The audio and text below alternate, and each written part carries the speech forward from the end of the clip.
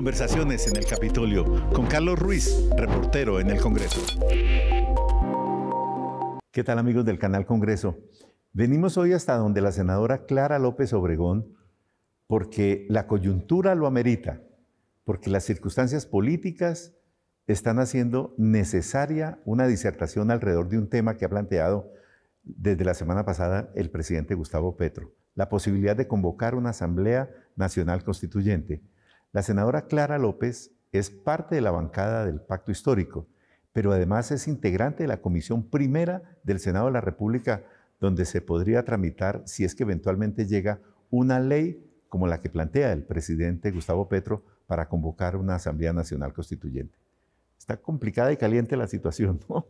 Sin lugar a dudas, Carlos, y es absolutamente indispensable hacer la discusión, porque todo el mundo se ha rasgado las vestiduras sin caer en cuenta que sí tenemos un bloqueo institucional que está impidiendo hacer estas reformas que plantea el presidente Petro, obviamente la de salud, la de educación, la laboral, la pensional, pero también, si usted se pone a mirar hacia atrás, la reforma de la justicia, aquí el ordenamiento territorial nadie lo ha tocado, en fin, hay temas gruesos que están impidiendo el desarrollo del país y la nivelación, la convergencia en calidad de vida de las poblaciones y los territorios que es fundamental abordar.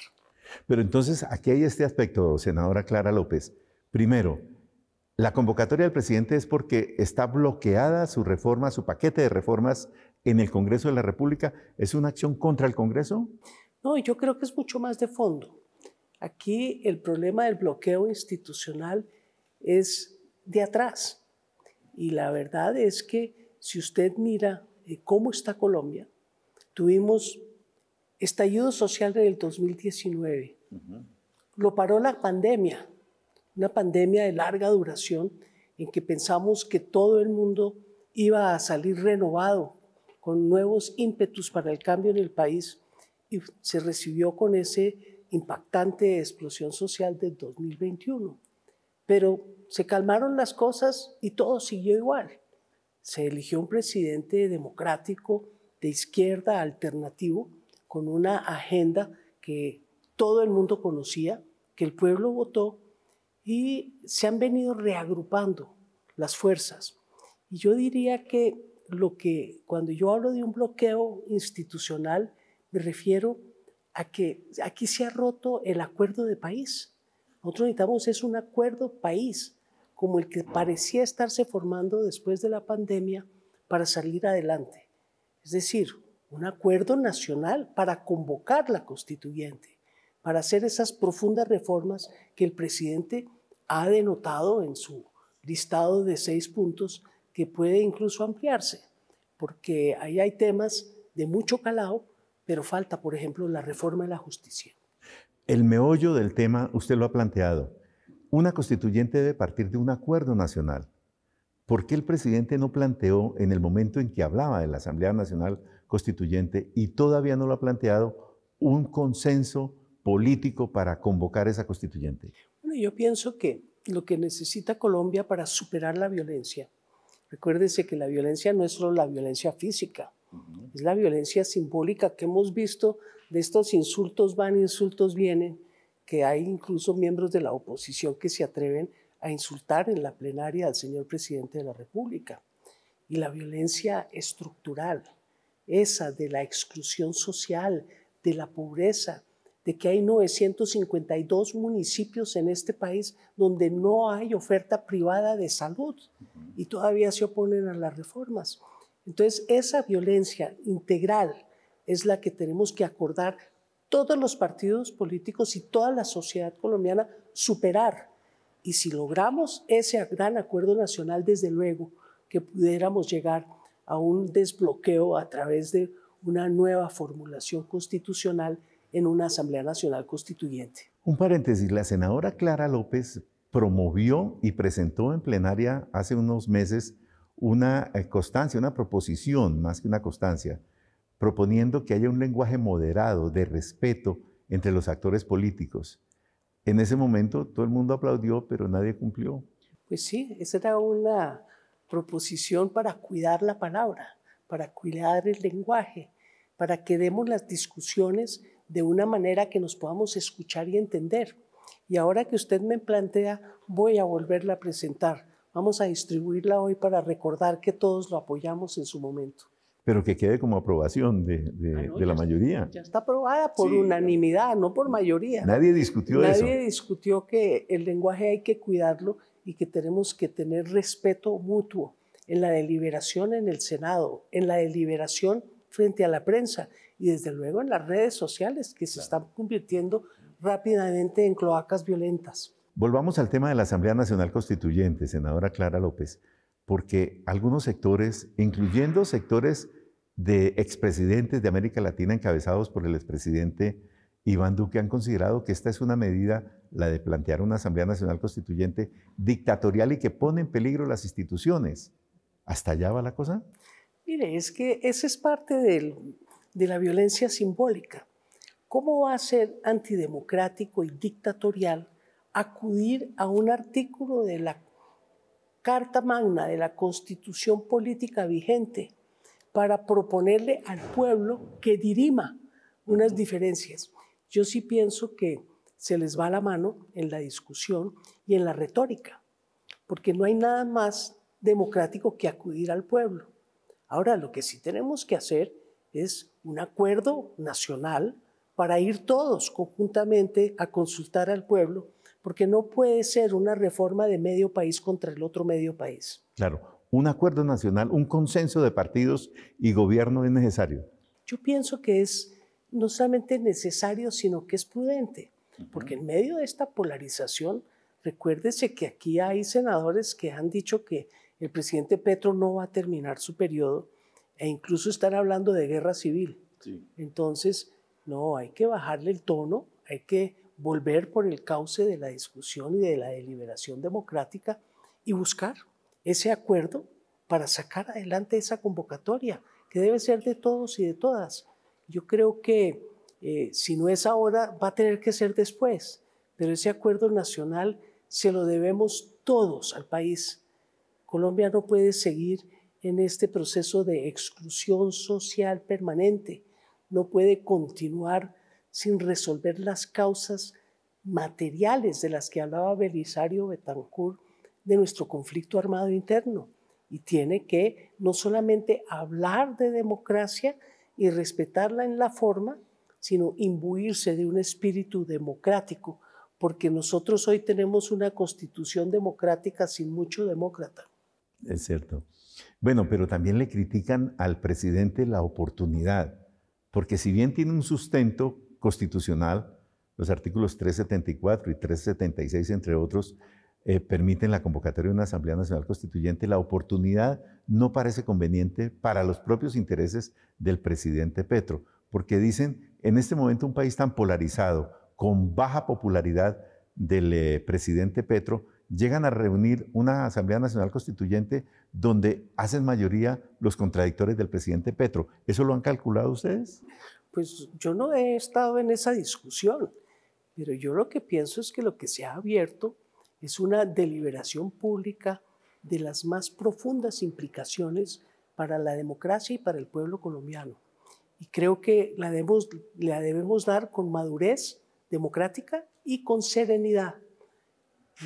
Lo de las galerías, los gritos, los epítetos, los insultos, no caben en una discusión tan seria como la que ha planteado el señor presidente de la República. El presidente Petro ha planteado 6 puntos básicos de un temario que eventualmente podría tener la Asamblea Nacional Constituyente. Analicemos los puntos punto por punto, los 6 puntos que plantea el presidente. El primero es el cumplimiento del acuerdo de paz que supone, según el presidente Petro, una reforma agraria y la inclusión del territorio y la población abiertamente excluida hasta el momento, lo mismo que la verdad como eje de la justicia. Ese primer punto, ¿cómo lo analiza? Es una deuda histórica. Cuando en la reforma constitucional de 1936, Alfonso López Pumarejo introdujo la función social de la propiedad como contenido del derecho, no como límite del mismo. Ordena que se proteja la propiedad privada en la medida que cumpla una función social. y procedió a expedir la Ley 200 aprobada por el Congreso de la República en ese mismo año, que ordenaba una reforma agraria integral en el país. ¿Cuántos ríos de sangre han pasado desde 1936 con la tierra como el eje del conflicto en nuestro país? 88 años. Fundamental que nosotros procedamos, ¿sí? Pero sin que la gente se rasgue las vestiduras y le demos la solución a una injusticia profunda. ¿Cómo hacer que hoy, ¿sí?, comparado con 1960, que fue el último intento en el Frente Nacional con la Ley 135 del 61 en el gobierno de Alberto Lleras, que se ha concentrado y de qué manera la propiedad rural en nuestro país? Hoy algo así como el 87% de la tierra dentro de la tierra agraria cultivable del país está en manos del 1% y más del 60% del 0.1%. Entonces, sin lugar a dudas, aquí hay un problema estructural y que el cumplimiento del acuerdo de paz lo exige.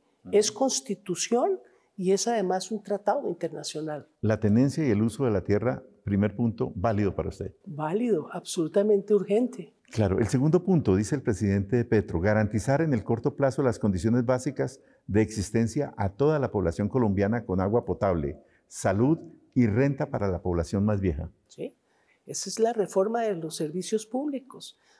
Todo el mundo sabía, y eso está en la teoría económica de la nueva economía institucional, que las famosas comisiones de regulación son presa de ser capturadas por los mismos regulados. Si usted mira las fórmulas tarifarias y las tarifas que están pagando de energía en la costa Caribe o las de aseo aquí en Bogotá, pues usted sabe que eso es un despropósito.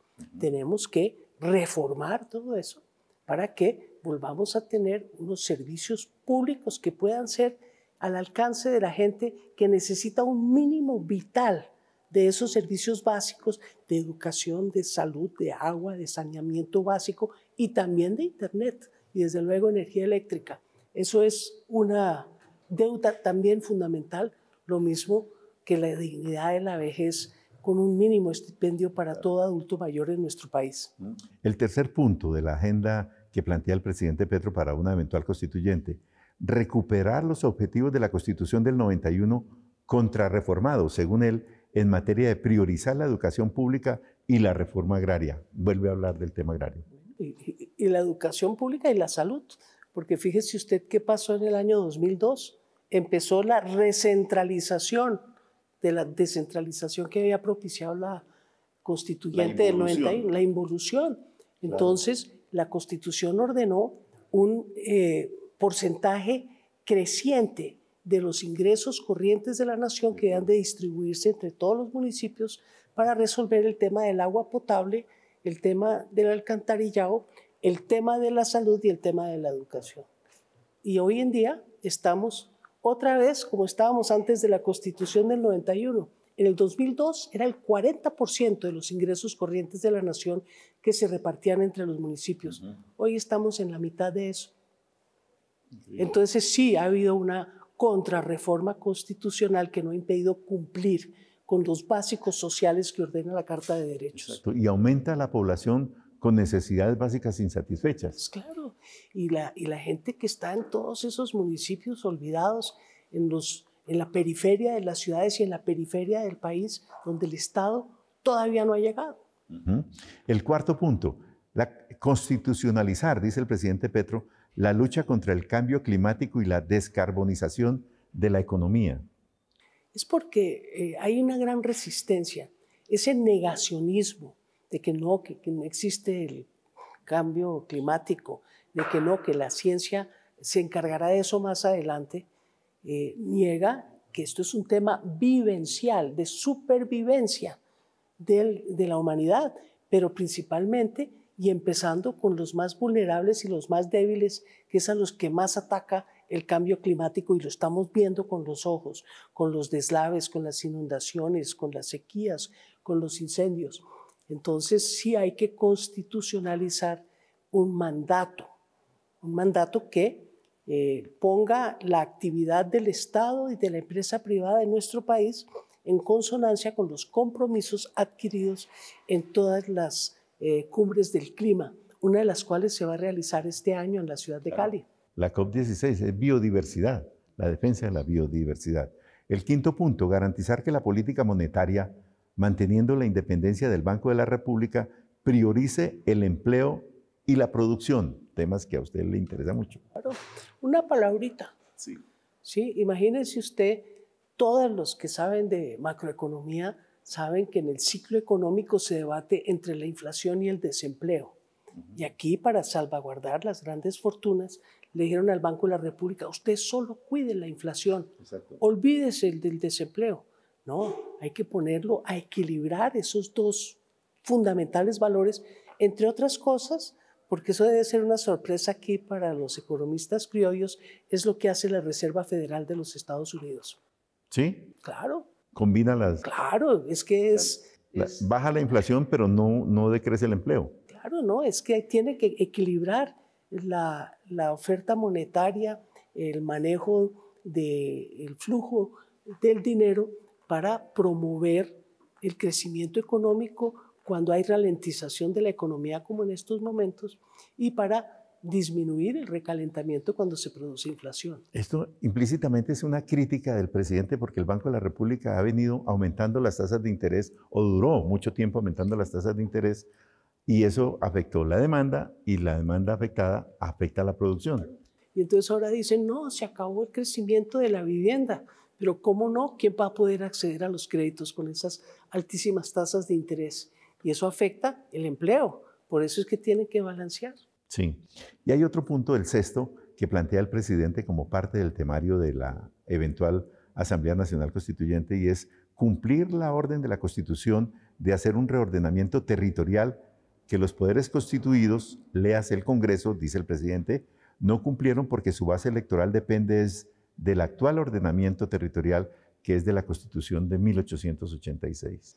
Usted se recuerda, Carlos, en el gobierno del presidente Alfonso López Miquelsen, que casi estuvo a punto de poder convocar una pequeña asamblea constituyente. Así se llamaba, la pequeña constituyente. Había dos temas, el de la justicia y el del ordenamiento territorial. Y por un voto en la Corte Suprema de Justicia de esa época, que vino corriendo porque estaba de viaje a votar en contra, no se pudo hacer esa reforma en esa época. Y esa es otra de las deudas pendientes, pero más antigua, la de la reforma agraria. Sí, claro, pues del gobierno de López Pumarejo. Bueno, para ir avanzando, todavía tenemos tiempo de analizar otros puntos del temario eventual del presidente Petro. Separar la política de la financiación privada. Nosotros hemos tratado aquí, reforma política tras reforma política, que la financiación de las campañas sea exclusivamente oficial. Pero no ha habido posibilidad humana. ¿Por qué? Porque es que la financiación por parte de la empresa privada de campañas que hoy han adquirido unos volúmenes de recursos insospechados por el mismo votante, hace que la elección comprometa a los elegidos. Entonces, por muy pulcros que sean, pues ahí queda el corazoncito de quien aportó a la campaña.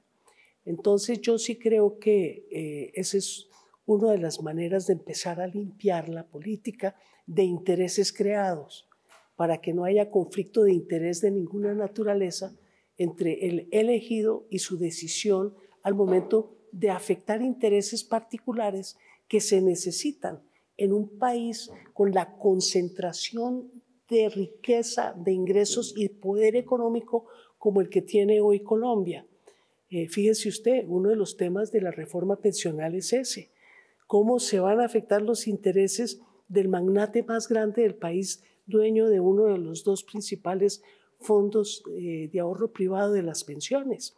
Entonces sí, es un tema esencial, aparentemente un detalle, pero es alrededor de ese detalle circula todo un fenómeno de buscar limpiar la política de todos esos conflictos de interés que aquí se tratan de manera muy formal, porque pues aquí se legisla es para todo el mundo. Uno no está legislando en beneficio particular, pero hay que ver cómo aterrizan esos intereses particulares al momento de confeccionar y votar las leyes, y no solo en el Congreso, también en el Ejecutivo.